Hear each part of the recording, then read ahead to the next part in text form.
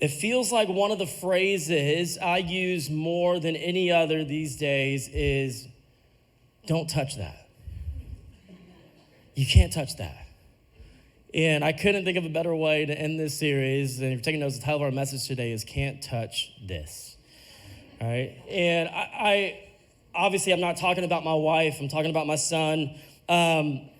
And it's funny because I think kids, they often don't know what to do with their hands. Young kids especially, they don't know what to do with their hands in a lot of situations. And the reason we have to tell them this is because they like to touch things. And the reason we know kids like to touch things is because you and I, we like to touch things. And marketers know this. In fact, marketers have discovered that if they could get you and I to touch a product, to try a product, to test a product, that the likelihood of us feeling like we need it increases dramatically, and the likelihood that you and I would pay more for it increases dramatically.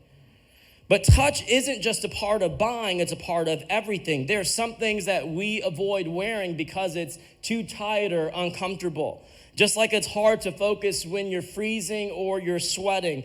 We love to take pieces of places that we visit, whether it's a souvenir or a photo, because it gives us this sense of still being able to touch and feel the place that we visited. We've all had moments where our hands were full and there was this unreachable itch that was driving us crazy. And so we moved our body up against the corner of a wall to relieve the itch. We've all had moments like that, right? That's an element of touch. And we remember the thrill of holding someone's hand for the first time. And who doesn't prefer an hour-long massage as opposed to a half an hour massage? Right? And neither of us would dare or would dream of touching something like roadkill with our bare hands. Right? Now, maybe like my son, when you think about touch, you think about all the things you've been told not to touch. And to be fair, there are a lot of rules when it comes to touch. Don't touch a display at a museum. Don't pull another kid's hair. Don't touch the hot oven. That's because the wrong kind of touch can do a whole lot of damage. It can break things.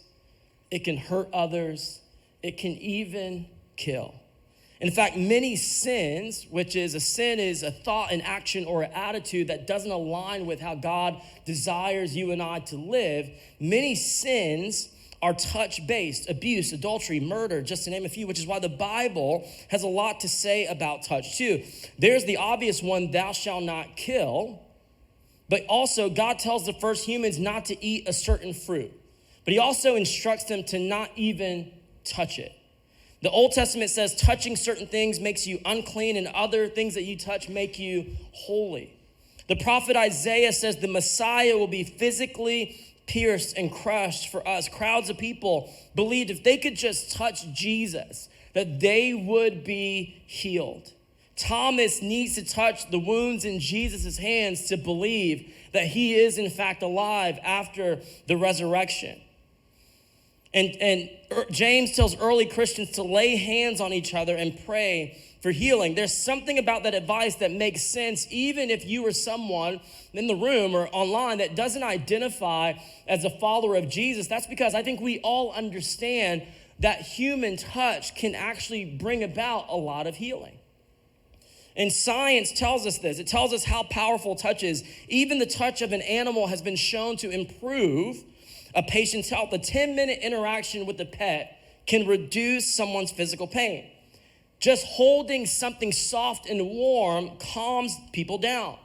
Researchers have found touching during a disagreement can keep a fight from escalating, and a 20-second hug can boost mental health. I would dare to say that a 2-second hug can boost mental health. And Tess and I, we experienced this on Friday. We got to take Zion to Disneyland. And he was looking forward to it the whole week. We unfortunately made the mistake of telling him that he was going at the beginning of the week. But I like to use it as leverage, right? Well, Zion, if you don't listen, we're not going to Disneyland. And in the back of my head, it's like, no, we're definitely going. He doesn't know that, right? And so he's been watching this movie called Big Hero 6. And there's a character in Big Hero 6 named Baymax. And Baymax is this big, fluffy marshmallow character. And so we told him, like, hey, you can get to meet Baymax on Friday. And so he's the whole week, Baymax? And we're like, yeah, Friday. He doesn't really understand days of the week yet. So we're telling him, he's like, he woke up every day, Disneyland? No, that's Friday. He's like, why? Because today is Wednesday. And so he doesn't understand days yet. And so we get there, and first thing we do is Cars Land, obviously, because that's the first thing he wants to do. And then right next to it is this San Francisco Land, which is unbelievable.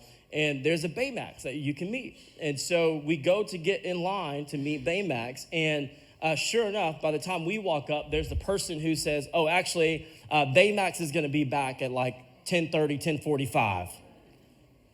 Look at this kid. He sees him standing there.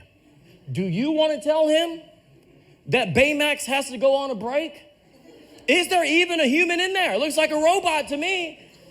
And so she said, oh, he'll be back at 10:30, 10:45. We look at our clock, it's 10 o'clock. And we're like, oh no. So we tell Zion, hey, so Baymax, he's got to go take a little break, but we can come back and see him. And you know what happens with the 2-year-old who sees the thing right in front of him. And so we start to walk, and he starts to lose his mind a little bit. And we're like, okay, what do we do? We say, okay, Zion, why don't we go back to Cars Land? We go back and watch the cars, and thank God he loves cars, and thank God it's close. So we go back to Cars Land, and that kind of eases the pain a little bit. But as he's watching the cars, he's looking back at us, Baymax. But yeah, he's still on his break, buddy. He's still on his break. I don't know why he needs a long break, but he's on his break, okay?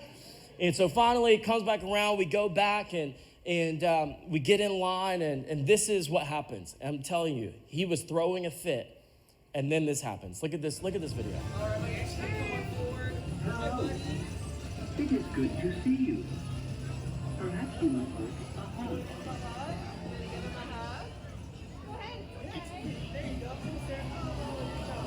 Try to take a small break today and just watch the world go by. You can rejoin it when you are ready. Yes. And so I would dare to say that a 2-second hug has a significant impact on your mental health. After that moment, that kid was on cloud 9, right? We could have told him to do anything, and he would have done it. He would have listened. And we saw this throughout the rest of the day. Every time we saw a character, we always asked, like, hey, Zion, do you want to go meet Goofy? And he's like, yeah, I want to go meet Goofy. But he doesn't want to just meet these people. The first thing he does when he gets close is he always puts his hand out. And he wants to see, will they touch my hand? And the moment, there's this picture I have on my phone where he goes and he reaches out his hand to Goofy, and Goofy touches his hand, and the way his face changes. And he's looking at Goofy, and he's like, oh my gosh, Goofy is touching my hand. There is something powerful about this idea of human touch that I think is really hard for us to kind of put behind us or not believe in. And as with all 5 of the senses, the word touch doesn't just mean one thing. It never has. There's 7 different types of touch that we see all throughout the Bible. And I want to give us those 7 if you're taking notes. The first one is operation. It's to make physical contact with. And so if you have young kids or have had young kids, what you told them a lot is, hey, don't touch this because it's hot, right? So you're speaking to the operational type of touch. The second is proportion. It's to use a small amount. You might say something like, well, I think your food could have used a touch more salt, right? That's a proportion type of touch. The third is consumption, which is to consume. You might look at your kids and they're asking you for dessert, and then you give them that crazy, frustrated look because they're not eating their food, and you say, well, you barely touched your food. Right, you're speaking to the consumption type of touch. The fourth is interaction, to get involved with, right? There are people in your life that you say, you know what, I wouldn't touch them with the 10-foot pole.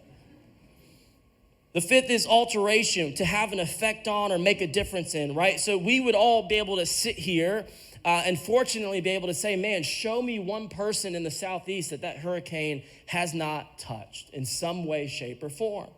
The sixth is distinction, to have a distinct ability or style, right? You have people that you've seen that are very gifted at certain things in their life, and you would say, hey, bring me that person because they seem to have the magic touch. The last one is emotion, to produce feelings of affection, gratitude, or sympathy, right? You might watch The Golden Bachelor and say, man, there's nothing that touches me more than seeing that man find love.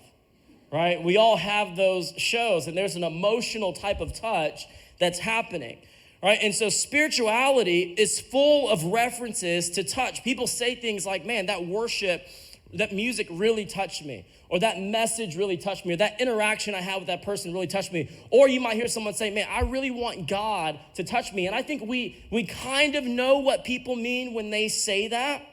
But when Jesus walked the earth, people could literally get a touch from God. Here's an example. Look at what Luke 8, verse 40, it says this. On the other side of the lake, the crowds welcomed Jesus because they had been waiting for him. And so people had heard about Jesus, and they wanted to be around him. They wanted to be near him. They wanted to get close to him. And we do this too. It's the reason we go to concerts, right? Why would you pay money to go to a thing that you could just listen to on your phone? Right? There's a part of us that wants to be close to it, to almost feel like we can touch it. For sports fans, it's the reason you go to live sporting events, is there's this piece that almost feels like, man, I feel like I am in the action. I'm closer to the action. I'm near to the action. It's inseparable in us, right? We all want to be with people, near people, around the people. It's the same reason that Zoom got old really quick. Even though we are able to connect with others through Zoom, there's still an element to the human connection that feels artificial with it. And so when we consider someone special relationally, our impulse is to get close to them physically. And I think this is why God comes to earth to be with us. One of the names that's given to Jesus is Emmanuel, which means God with us. But look at what John 1:14 says. It says, so the Word, God, became human, Jesus, and made his home among us. He was full of unfailing love and faithfulness, and we have seen his glory. The glory of the Father's one and only Son. God could have just told us that he loved us, right? You would think that sending your son Jesus to earth in the form of a human, it just seems like a whole lot to go through for a God who can literally do anything. But maybe he knew that you and I wouldn't fully understand everything that he needs you and I to understand any other way. And so I want to go back to the story, but I think what God understood when it comes to anything we feel deeply about someone in our life, and if you're taking notes, here's our big idea today. If you want them to know it, don't just say it, show it. If you want them to know it, don't just say it, show it. Because God, he could have said all of these things. But he didn't want to just say it. He wanted to show it to the world and to us through his son, Jesus. You are special to Jesus, which is why he chose to come close to you. And in this story found in Luke, everyone senses something special about Jesus. They may not feel personally close to him, but they're drawn to his presence, wanting to see, be near, or even touch him. Look at what verses 43 through 44a, Luke chapter 8, look at what it says. It says, a woman in the crowd had suffered for 12 years with constant bleeding, and she could find no cure. 44a, it says, coming up behind Jesus, she touched the fringe of his robe. In this woman's mind, if she could just touch something that is touching Jesus, notice it does not say that she touches Jesus's leg. She gets some skin-to-skin contact with Jesus. It says she gets the fringe of his robe. And in her mind, she believes like, man, if I could just touch something that is touching Jesus, I believe I can be healed. And like we said before, human touch can have a healing effect. It lowers stress, blood pressure, boosts immunity, mood, and improves sleep. It releases natural painkillers, comforts, and calms us. And if you've ever had a kid, you've been told that babies need skin-to-skin contact. When they don't get it, they can't regulate their weight. They can't sleep well. They can't fight infections or control their emotions. And many husbands are the same way.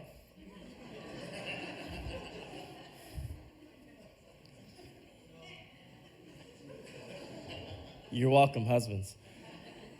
But think about this. If that's how human touch works, then how much more powerful would being touched by God be? Right? If we believe all of those things to be true about human touch, then how much more significant would it be to be touched by God? That's what this woman is wondering, and maybe even more so because it's likely she hasn't been touched by anyone in close to 12 years. In the Old Testament, in the book of Leviticus, there's a rule that said to not touch a woman who is on her menstrual cycle. And for the people that are found in this story in Luke, many of them are still living and following these rules devoutly. Now, Jesus comes into the picture and he flips everything on its head because Jesus did not live by these rules. He wanted to touch everyone and everything because he understood the power of the human connection. And so think about it. Could you imagine going 12 years of your life without any sort of physical touch? No one ever giving you a hug, no one ever holding your hand, no one ever being shoulder to shoulder with you. Think about what that would do to you emotionally. And I even imagine that this didn't really help her sickness. I would say that you could make the case that it probably made her sickness even worse. And so everyone in that time followed these strict religious rules, avoiding contact with certain people or things to stay in God's presence. But Jesus, who was God, ignored those rules and he touched everyone. But in this story, Jesus doesn't touch the woman, she touches him. Look at what verse 44b, it says this: immediately the bleeding stopped. Immediately the bleeding stopped. We know this because apparently she could tell. She could feel the healing power of God's touch radiating through her body. And Jesus also knew that someone had touched him. Look at what verse 45 says. It says, "Who touched me?" Jesus asked. Everyone denied it, and Peter said, "Master, this whole crowd is pressing up against you." I could imagine that in this moment, Jesus just wanted to give Peter a nice slap upside his head. Right? Because Jesus has to understand that, Peter, duh, I'm in the crowd with you. I know we're shoulder to shoulder. I know everyone is touching everyone, but there was a different kind of touch that I felt. And what Jesus is speaking to is not the unintentional shoulder to shoulder, elbow to elbow touch that happens in some places where it's really crowded. But he's talking about someone intentionally touched me. In the midst of this crowd, someone intentionally reached out. Look at what verses 46 through 47, it says this: "But Jesus said, someone deliberately touched me, for I felt healing power go out from me. When the woman realized that she could not stay hidden, she began to tremble and fell to her knees in front of him. The whole crowd heard her explain why she had touched him and that she had been immediately healed." Isn't it interesting that even after we have maybe experienced some sort of healing or breakthrough in our life, that we still tend to hide the fact that we ever had a problem? Because many of us, we're so worried about others' opinions that we don't even want them to know what we used to struggle with. But what I love about this woman's story is she understood that, no. You guys don't get it. I've had this issue for 12 years. And because of this issue, no one can touch me. And I reached out and I just got the fringe of his robe. And immediately this thing that I struggled with for 12 years stopped. And I was made whole. And what I love about what this woman understood, if you're taking notes, you can write this down. Whatever God heals in you isn't just for you, but also for those around you. She knew that her healing could give hope to those around her. That when people would hear her share her story, that maybe they would say, you know what, man, like she was struggling with that for 12 years and she touched just the fringe of Jesus's robe and immediately she was healed. Maybe he could heal me too.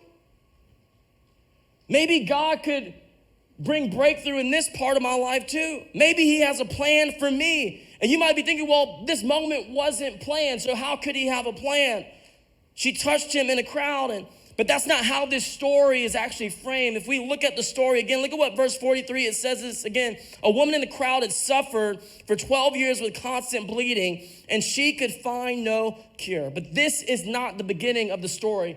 Let's jump back to verses 41 and 42. Look at what those verses say. It says this, then a man named Jairus, a leader of the local synagogue, came and fell at Jesus' feet, pleading with him to come home with him. His only daughter, who was about 12 years old, was dying. 12 years and 12 years. This is not a coincidence. The day one woman got sick, God was already working. Another woman conceived a girl who 12 years later would be sick enough for her father to seek out Jesus. And it's this encounter that paused Jesus just long enough in the crowd for this woman to touch the fringe of Jesus's robe. 12 years and 12 years. God set a 12-year plan in motion to solve it, healing both the woman and the little girl. And so I wonder, what if the healing you need is on its way? It's just not ready yet. Better question, what if the healing you need is on its way, but you're not ready yet?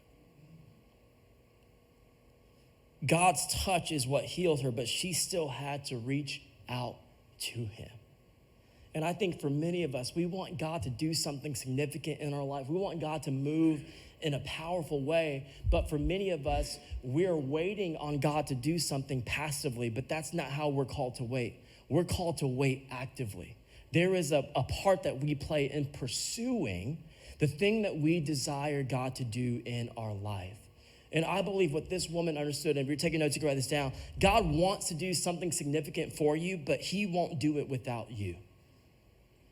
God wants to do something significant for you, but he won't do it without you. The woman's miracle was the direct result of her physically putting herself in a place she did not feel like being in because she knew God could heal her. The same goes for us. You don't feel like going to that recovery group. You don't feel like going to small group or meeting with your trainer. You don't want to get up early for the serve team that you scheduled to volunteer on. And most of us definitely don't want to pay to talk to a therapist.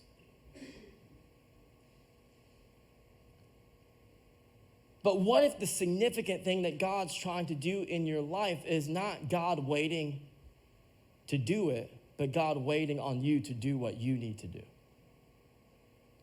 And so what does reaching out to touch the fringe of Jesus' robe look like for you in your life?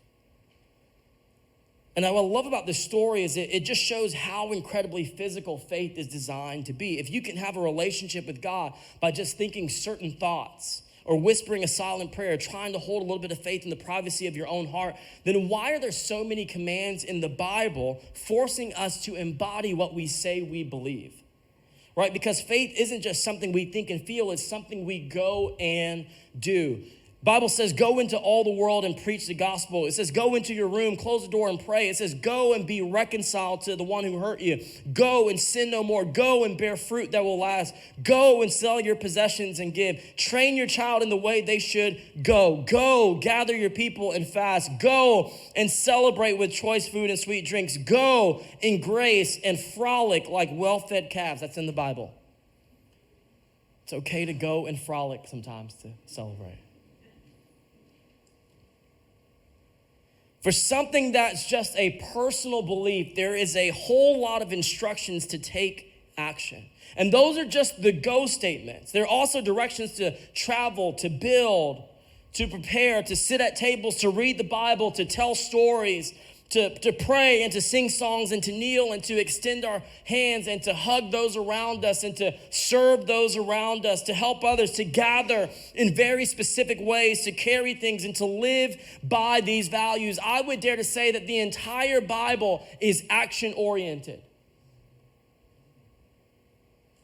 Yet many of us are like, man, I haven't experienced God, and I wonder if it's because you've just been passively waiting for God to show up, and God is like, no. I need you to go. I need you to do. The further you get into the New Testament, the more the authors try to drive this reality home by broadening its parameters. We move from do this one specific thing to do things in this category to do everything with a certain mindset and intention.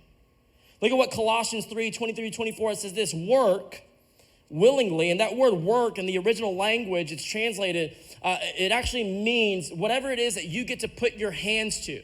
So there is a physical component to this word work that's found in these verses. Work willingly at whatever you do, as though you were working for the Lord rather than for people. Remember that the Lord will give you an inheritance as your reward, and that the master you are serving is Christ. In other words, if you're taking notes, write this down. Everything you touch has the capacity to be an act of worship.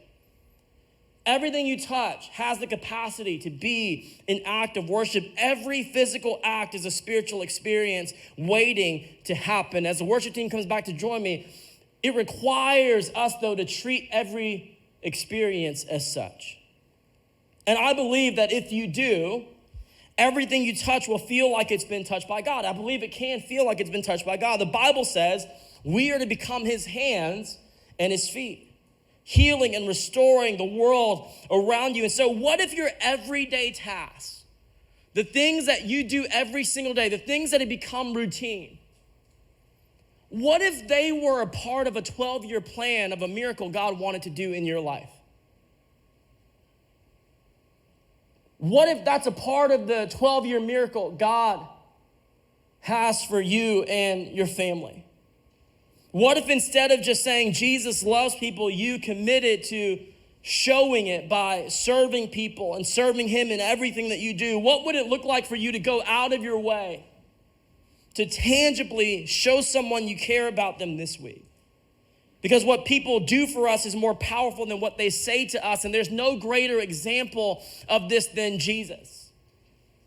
Jesus knew that it wasn't enough for us to just hear that there was a God who loves us, but that he wanted to show us how much this God wanted to be in relationship with us. It's the reason he went to the cross. It's the reason we practice the sacrament of communion, to remember the significance of that sacrifice. There is something powerful about us humbly coming before God and saying, God, would you do something in me that only you can do? And I can tell you that the significant moments in my life, the moments that have been marked, my story has been altered and changed and transformed, have been moments where it wasn't God who touched me. He did touch me, but how he chose to do that was through someone physically laying hands on me and praying for me. And all throughout the Bible, we see examples of the power of this.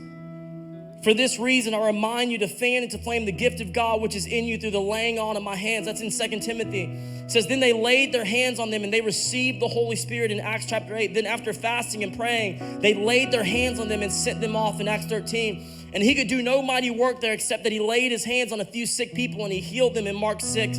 These they set before the apostles and they prayed and laid their hands on them in Acts 6. And he has seen a vision, in a vision, a man named Ananias come in and lay his hands on him so that he might regain his sight, Acts 9. Now many signs and wonders were regularly done among the people by the hands of the apostles in Acts 5. And he took them in his arms and blessed them, laying his hands on them in Mark 10. All throughout the Bible, we see God use people to touch people. And as I was preparing for this week, I was in there and I just felt the Spirit of God say to me, Jay, I believe there's a lot of people in your church who They know God, they love God, they know about me, they're reading about me, they're hungry for more of me, they want to go deeper in their faith. But many of them, I guarantee you, have never had anyone simply lay hands on them and pray for them.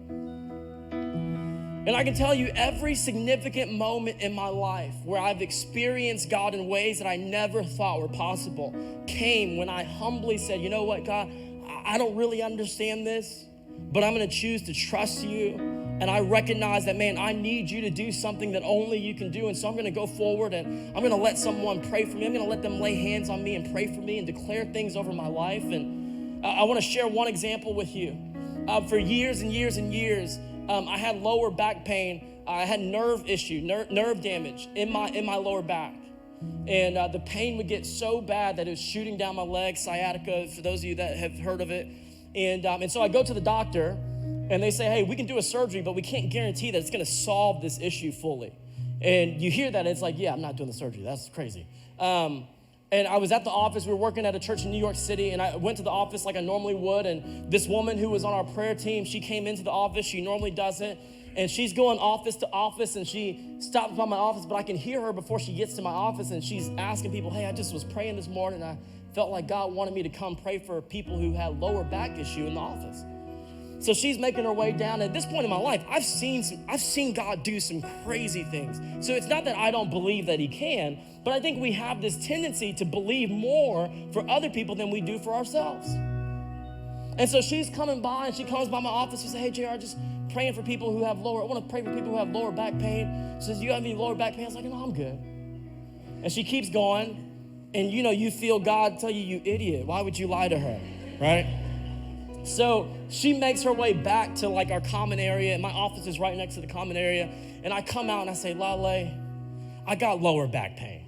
Would you pray for me? And so she brings me over to this chair. She says, sit down. I sit down in this chair, and she pulls both my legs out. And as she pulls both my legs out, what she discovered, no doctor ever did this, what she discovered was one of my legs was shorter than the other. And she said, hey, I know you have sciatica, there's a nerve issue, but I think this might actually be why. You think about walking on uneven legs for an extended period of time, it's gotta have some wear on your back. So she pulls my legs out, one is shorter than the other, and she goes, hey, I wanna pray that God would just make this right, and that he'd get rid of the back pain. So she starts praying, and in my head, again, I've seen God do some crazy things. So it's not that I don't have faith for it, but again, we choose to not believe the same thing for ourselves that we believe for others. And in my head, I'm like, yeah, wow, this is a weird Tuesday, right? And I'm like, God, this isn't for me. Like, go ahead and do your thing, but I'm good if it doesn't happen, right? Doubting, full of doubt. She starts praying, and right before my eyes, my leg shoots out. Here's the funny part. It goes out longer than the leg it was shorter than. So I look at Lale, this woman, and I'm like, Lale, what is going on? This ain't helping me. And she goes, oh, don't worry about it. Let me keep praying. She's like, this happens all the time. I'm like, Lale, what are you doing with your life, okay? She's like, this is normal to her, right? So she keeps praying, and sure enough, that leg comes right back, and it's even. And can I tell you, since she prayed for my legs to be straight and to be even, I have never had that pain again. Never. And can I tell you, it was chronic. And you just learn to like suffer with certain things. And in a moment, now here's the thing. Lale didn't just come and start praying for me. I had to choose to go to her and say, hey, this is what I need. Lale, that's me. That person you came into the office for, it's me. I know I lied to you earlier, but it's me. And so I just believe that, man, there are some significant things that God's wanting to do in your life, but he's waiting for you to reach out to him. And I want to give you the opportunity to reach out to him today. So I've asked some people on our prayer team to come forward. You guys can come down here.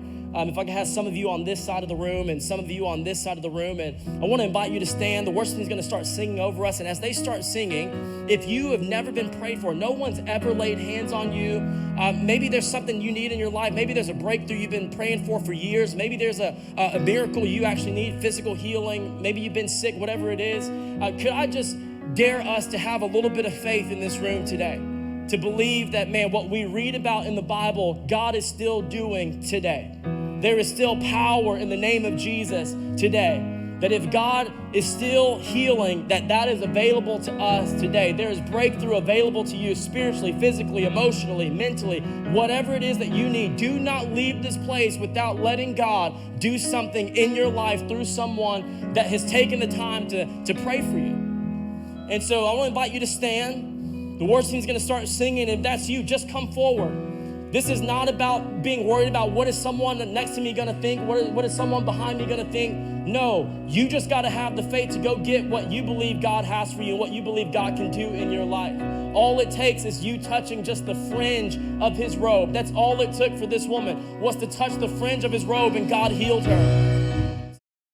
South Hills Church, I just want to take a moment and say thank you for watching our service online. Whether you're watching it for the first time or you're watching it again because you enjoyed the service so much from the weekend, I'd like to take a moment and dive into our giving. Every week we give people the opportunity to give back and give to the local church so that God can continue to bless your lives and bless your finances. Here at South Hills, we believe that everything comes from God. We believe that he's the one that chose us and brought us into this world, gave us our gifts and talents and abilities. And I just want you to know that when we give, we are giving back what God has already given to us. If you've ever seen any of our envelopes at a South Hills campus, you'll see on there that it says, every week at South Hills, your generosity is giving people the opportunity to live a better story. And there's a scripture on there in Matthew chapter 6, verse 21 that says, where your treasure is, there your heart will be also. So I want to encourage you today to click down below and set up your giving, whether it's for the first time or whether you're doing reoccurring giving. We have 4 ways to give here at South Hills. 1, you can do it in person at any of our campuses through an envelope. Or 2, you can actually text any amount that you would like to 84321. And the 3rd way is to download our Church Center app.